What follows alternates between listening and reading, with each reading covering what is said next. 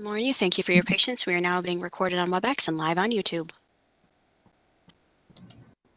Morning, everyone, and welcome to the November 3rd New York State DNA Subcommittee meeting. At this time, I'll take attendance to establish a quorum. We will conduct business today through roll call as we have members present in New York City and virtually. I'm sorry I can't be there in person. I have a commitment in Austin, Texas today. But please respond present when I call on you. Dr. Bieber? Fred Bieber, present. Dr. Gettings? Present. Dr. Sozier? Amanda Sozer, present. Dr. Corrado? Present. Dr. Kidd? Present. And Dr. Smith. Jennifer Smith, present. Thank you, and including myself, we have established a quorum. So our first order here is to review and approve the meeting agenda. So you've all received a draft agenda for today's meeting. Is there any discussion regarding this agenda? Hearing none, do I have a motion to approve the agenda for this meeting? I make a motion, Amanda Sozer. I Okay. second.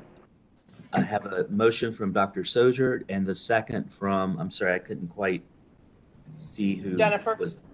Jennifer, Dr. Smith, thank you. So when I call on you, please state your vote. My vote is to approve. Dr. Bieber, Fred Bieber, approve. Dr. Gettings, Catherine Gettings, approve. Dr. Sozier, Amanda Sozer, approve. Dr. Corrado, Kathy Corrado, approve. Dr. Kidd, Ken Kidd, approve. and Dr. Smith. Jennifer Smith, approve. The motion carries. You've all received the draft minutes from the August 4th, 2023 meeting. Is there any discussion regarding these minutes?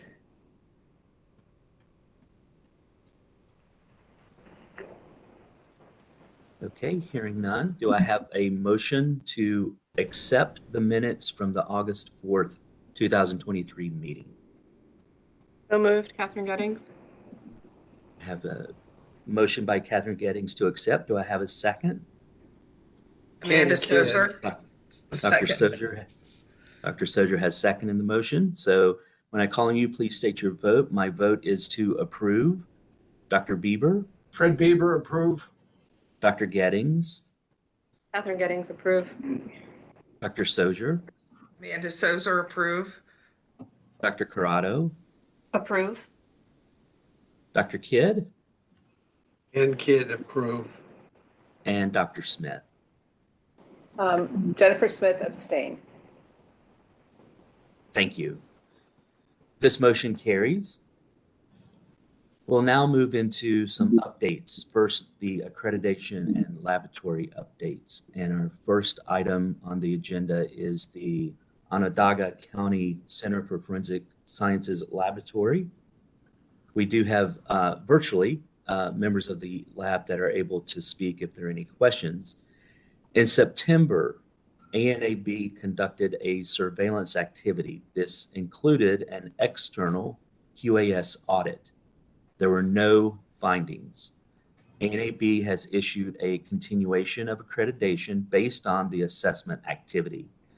The laboratory has submitted the QAS documentation to the FBI for their review. Are there any questions for the laboratory?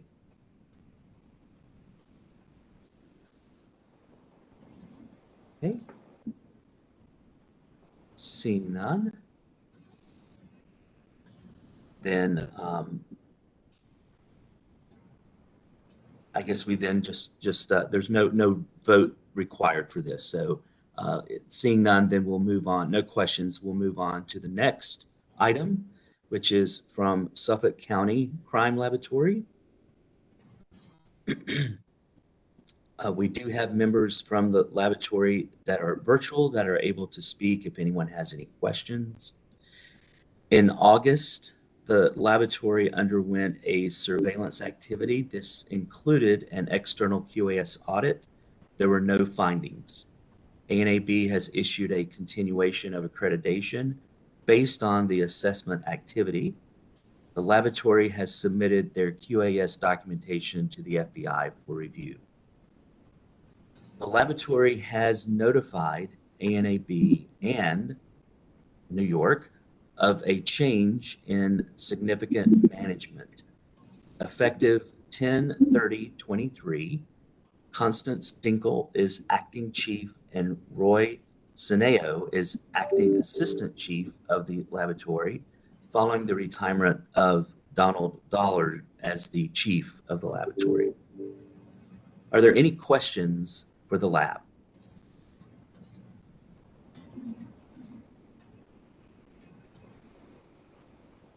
Okay.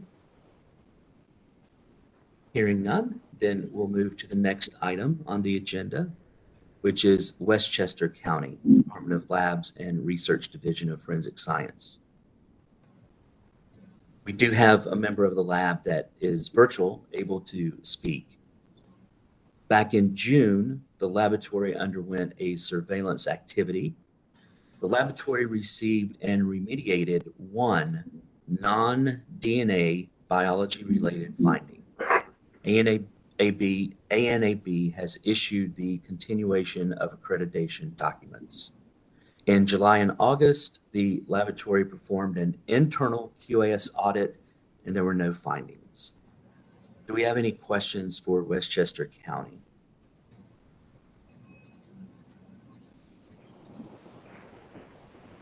Mike, I do. I just wanted to go to Appendix A on that. I'm looking for the page number right now.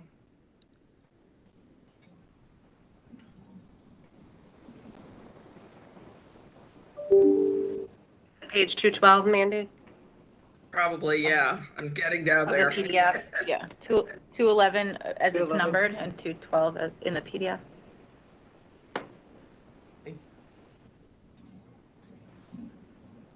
And I just have a request to make on that.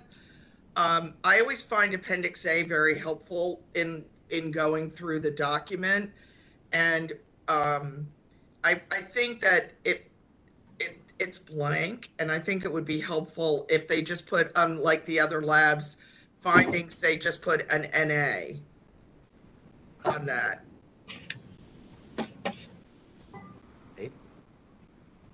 was this an internal or Yes. an internal? Okay, so we can That was internal. make that comment and then they're on the line. I don't know if you necessarily need to bring her up to let her know. No, I just think Okay. it just makes it, kind of solidifies it. Okay. Hi, this is Lydia DeCastro, the lab director. I'm listening in. Let me turn this on so I can say hi. See my face? There I am. Hi. Morning, everyone. Morning. Gotcha, Mandy. We'll note your comment for the future. I understand. That's all. Yeah, simple. Okay. Thank you. Appreciate it. Okay.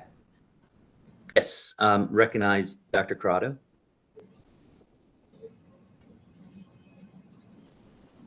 I'm sorry, Kathleen, you're Muted. muted. Thank you. There we go. Lydia, I realized I had taken the similar note to Mandy, and I also included on page 216 that I think where it says new validations evaluated, it also helps to say no there, that there were none, for the same reason Mandy said. It's just, it's like a double check that we know something wasn't missed. Got it. Thank you. Yeah, my my tech lead is listening in, so she's noting it as well. So thank you.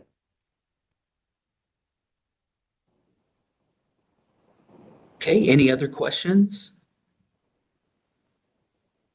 Okay, thank you. So, so noted the appendix and the other, let's see, what is that? New Section validation. 2 with the new validations noted. If there's none, then NA will be recorded. Okay, Thanks, everybody. thank you. Next on the agenda is Nassau County Office of the Chief Medical Examiner, Division of Forensic Services. We do have someone from the lab in person that will be able to speak. Are there any questions?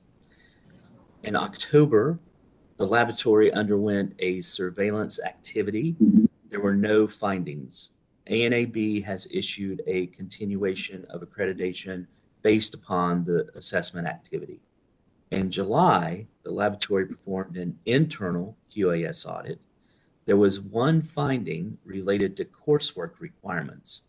In section 5.4.1.3, objective evidence that the technical leader verified compliance with standards 5.4.1.3 was not present for 4 employees. The laboratory has remediated the issue and provided supporting documentation. Are there any questions for the laboratory? I have a question, Catherine Gettings. Just a clarification. So the memo that we're looking at, Karen, doesn't have an analyst's name in it. So should we assume that all 4 analysts took the same coursework? Yes. Okay. So the memo covers all 4. Yeah, and so if you were to look in their training folders, you would see all the documentation for the courses, their transcripts, those particular courses that were there to satisfy it. Okay. And we also decided to put a memo in from the professor, who is also the technical leader, which is probably the root cause of the oversight, just too close to it. I see. So, okay. I need to make sure to apply to everyone. Yep, okay, thank you. Perfect. Are there any other questions?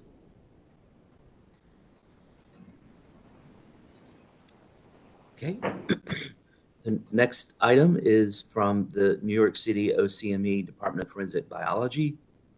In October, the laboratory underwent a full reaccreditation assessment activity. There were 3 findings. In section 6.2.6a, management appoints designated individuals to perform development, modification, verification, and validation of methods, but there is no formal authorization process. In section 7.8.1.2, technical reports do not contain clear language that indicates when the method of probabilistic genotyping is or is not used on indistinguishable mixtures. Section 8.7.1d, quality incidents undergo root cause analysis, corrective action, and their impact on casework is evaluated. However, because they are not officially deemed as corrective actions, there's no review of the effectiveness of the remediation. The laboratory has until December 25th, 2023 to submit their remediation plan to ANAB. We do have members of the laboratory in person if there are any questions. So at this time, does anyone have any questions for the New York OCME Department of Forensic Biology?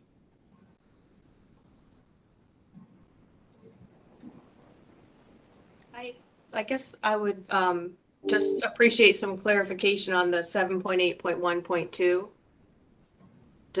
What the issue with the wording was.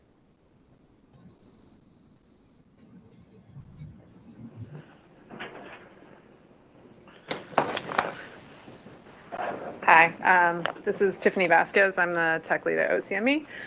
So this is the probabilistic genotyping one, the StarMix. So for some of our cases, particularly gun cases where we don't have a suspect up front submitted, we are not running StarMix up front until that suspect is submitted.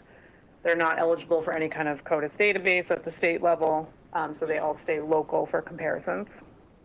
And in our report, we were saying that no individual contributors were not determined, as opposed to could not be determined. But that wording was not sufficient to sort of indicate that StarMix was not being run. It's listed in our protocols that we're doing it this way, but maybe not as clear as it could be in the report. So we're going to clarify that. That makes sense. Thank you for the clarification. Any other questions for the lab?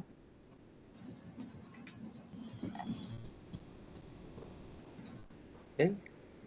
Hearing none, then thank you so much, Tiffany, and for everyone from New York OCME. We're now ready for discussion of old business. And so the first item is a partial match update. And at this time, Dr. Dooley will give an update regarding the partial match program. Good morning, everyone. No changes since the last meeting. 93 names were requested, 49 names were released, and all 49 investigations were closed. That is it for partial match.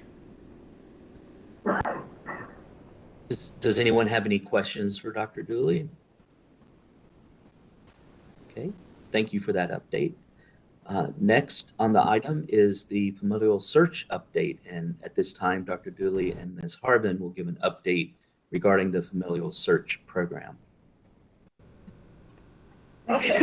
I'm like, It's a big one. You want the news or I should give the good news? I think everyone is aware that the Court of Appeals reversed the lower court decision. So we're back in business.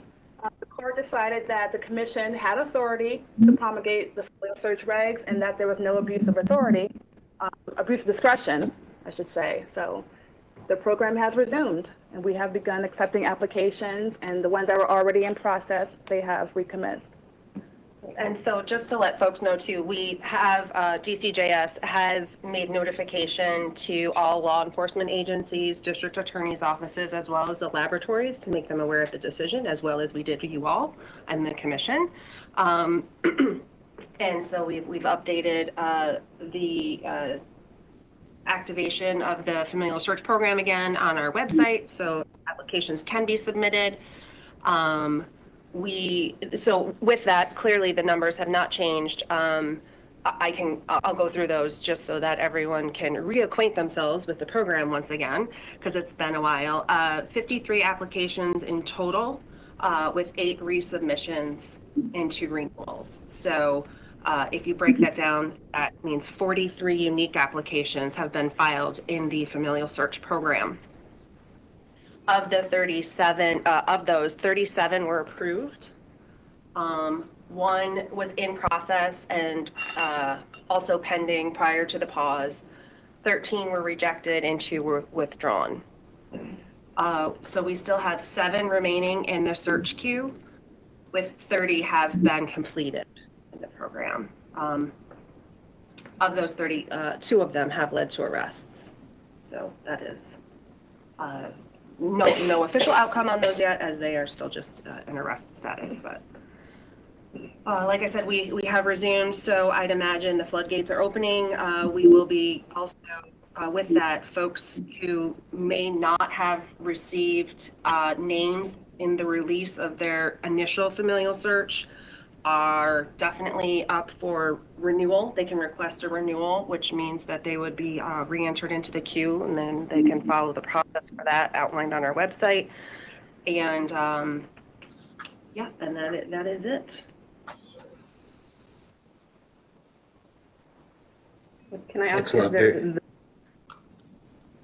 Sorry, the individuals who initiated this action to begin with, is there any further action they can take? Like, is there another appeal or another level? I can't. No, they're done. Okay, okay. Okay, thanks. Unless there's something else I can think of, but yeah, they're On this particular, yeah, okay. Excellent. Very exciting news. Does anyone else have any other questions? Okay. Thank you so much for the update. And again, very exciting time now. Next item on the agenda is for the update on CODIS bulletins. So it's, let me make sure yes. It's my understanding that Tom Leach has notified OFS that there are no relevant CODIS bulletins at this time. If no one has any questions, then we'll move on to the next item, which is new business. the annual CODIS security audit. And Dr. Dooley, could you please give us an update regarding the 2023 CODIS audit memo? Yes. So there's a memo in there in accordance with section 6192.6 of the regs. We are mandated to conduct an annual audit of the public forensic DNA laboratories throughout the state to ensure that there have been no illegal disclosures of DNA records. And after a review of the staff actually resumed in person, which was exciting. And thank you for those labs that were so gracious and hosted my staff and got them all the documentation that they needed. There were no findings or areas of concern discovered during the audit. Okay, excellent. Does anyone have any questions for Dr. Dooley? Hearing none, then we'll move to our next item of business, which is laboratory disclosures. We'll start with Erie County Central Police Services Forensic Laboratory. We do have members of the laboratory available to speak virtually.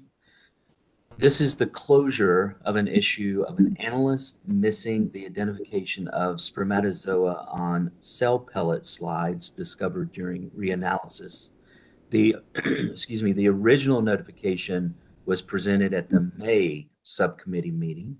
The laboratory has investigated the issue, have issued amended reports, and have modified their procedures to verify verification of negative or inconclusive slides by a second analyst. Are there any questions for the laboratory? I have a question, Mike. Yes, please. Thanks. I just would like to ask the laboratory, I was a little bit confused about the statement that said something about biology reanalysis was retired. So I just want to ask, are they, I wasn't sure if it's come back or not, given this issue and what they plan on doing for biology reanalysis. Maria, you're unmuted. Can you hear us? We can hear you. Okay, I have Tom Grow with me. The biology reanalysis program was retired when we brought on Y-Screen, but then to account for our analysts that were still in training, we realized that we needed to bring it back, and it's back in full effect. Okay, thank you. So I assume based on that you are doing reanalysis on sperm slides or whatever. Are you, I mean, you could, is it possible that you could expand it to, reanalyzing blood or items where they're looking for semen or blood? Do you do that at all? Or are you just doing the sperm slides? At the moment, we're just doing the sperm slides. Okay. I think some labs also include, simple reanalysis of presumptive testing or something too, as just another added measure for reanalysis. You might want to consider that. Yes, definitely. Thanks. Another question. This is Catherine Gettings. It looks like you guys were considering using these gridded slides, and then at some point you deemed that they were unsuitable. Can you talk a little bit about that, why they were unsuitable? So the lines on the slides were dark and thicker than we thought, so any cellular material that would be deposited on the lines you couldn't see. So that's why we stopped using them. Okay.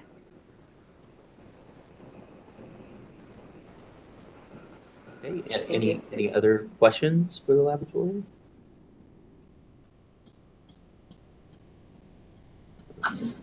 Hearing none. Thank you, Maria and Tom, for being on.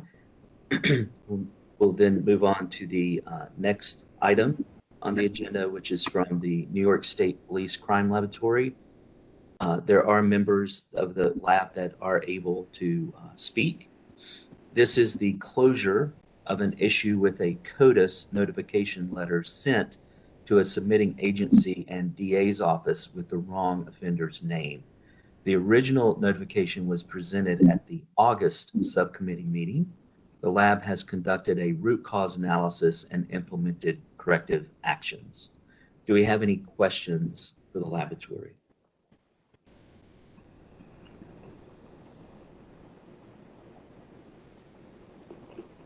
Okay, hearing none, then we'll move to the next item of business, which is from Westchester County Department of Labs and Research Division of Forensic Science. We do have Lydia still available to speak if we have any questions. This is the closure of an issue of unauthorized access to the laboratory by a county employee. The original notification was presented at the May subcommittee meeting, and the lab has investigated the event and have made corrective actions. Do we have any questions for the laboratory?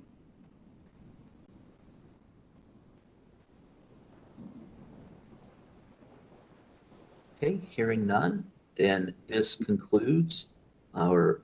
Mike, I just had one comment, and it was on page 250. Okay.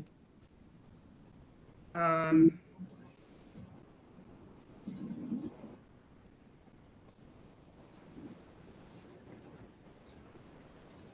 it would be 250 in the PDF. Okay. And is there something missing in at the bottom of the page? There's, I can comment on, when we received this PDF, it was a fillable form, and in order for us to process it and put it into materials for you, we have to convert it. So the expandable boxes get cut off. And we tried to play with it to do what we could, the best we could, but it was unreadable unless it was in this format. So. Okay. We try to work with the labs to make sure that we receive documents in a way that we can easily get them to you, but this one was a tricky one. Okay. I can try to answer questions if you tell me what the topic is that's cut off. So Lydia, in the incident quality issue reporting form, under the quality issue description, it's the fillable form, and it's quite full of text. And so it's the same issue I think we had with the QAS documents a while ago with the labs, is like it's just not possible unless we were to like convert it to a Word form, which then is not secure. And so anyway, the fillable box, we can only, it only goes to the at this, and then we have a plus sign. So I'm not sure how much more information. I believe when staff looked at it, it was minimal, and it didn't seem substantive. Okay. We can provide that document if you'd like to see it in full, unsecured and unstamped. No, if you looked at it, I think it's okay.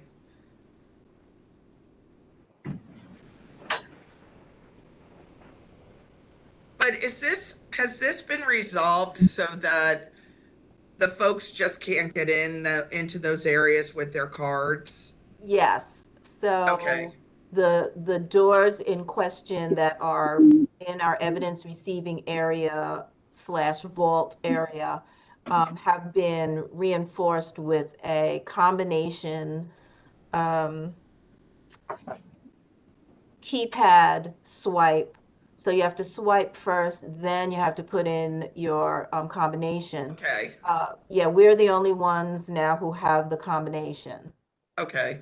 So fingers crossed that that does the trick. And it's on 2 different doors. Okay. So far so good.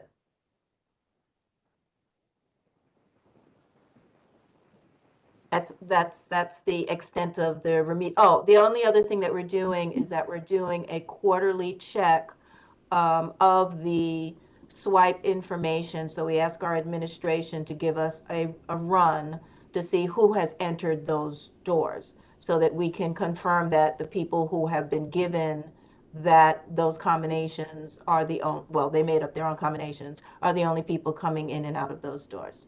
Okay. Thanks. You're welcome. Thank you. Are there any other questions for the lab regarding this issue? Okay, then at this time we've concluded the laboratory disclosures portion of the agenda. Next item on the agenda is executive session. So the purpose of the executive session is to discuss matters relating to a current investigation or matters that may lead to the appointment, promotion, demotion, discipline, or suspension of a particular person. Do I have a motion to go into executive session? I make a motion, Amanda Sozer. Dr. Sozier has made a motion. Do I have a second? I second. Kathy? Dr. Corrado has seconded the motion. So at this time, when I call on you, please state your vote. My vote is aye. Dr. Bieber? Fred Bieber, aye. Dr. Gettings? Catherine Gettings, aye. Dr. Sozier? Amanda Sozer, aye. Dr. Corrado? Aye. Dr. Kidd? Ken Kidd, aye. And Dr. Smith? Jennifer Smith, aye. So at this point, if you're not a subcommittee member or staff, you'll be asked to leave the virtual meeting and the streaming will be paused. The stream will resume when the executive session has ended.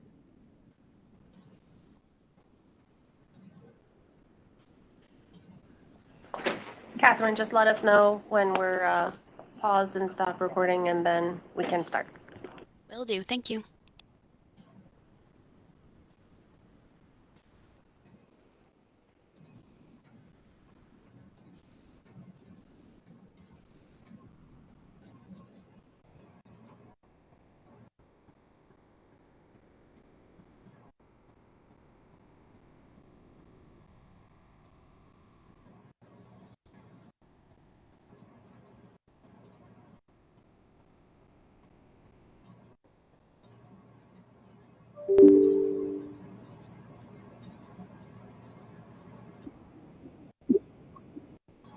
Thank you. We are live on WebEx and recording on YouTube.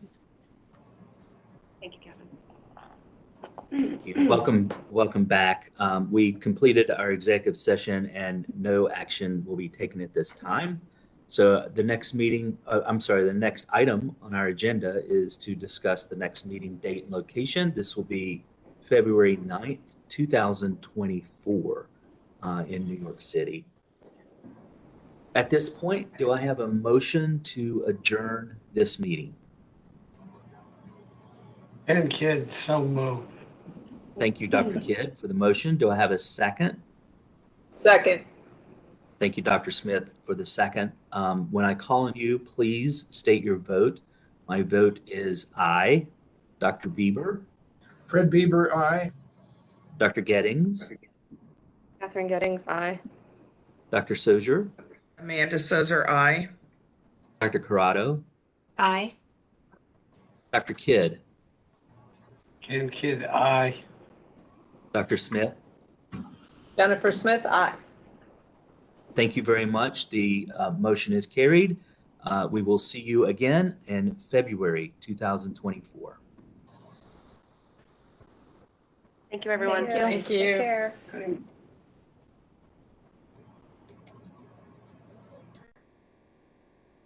Cheers.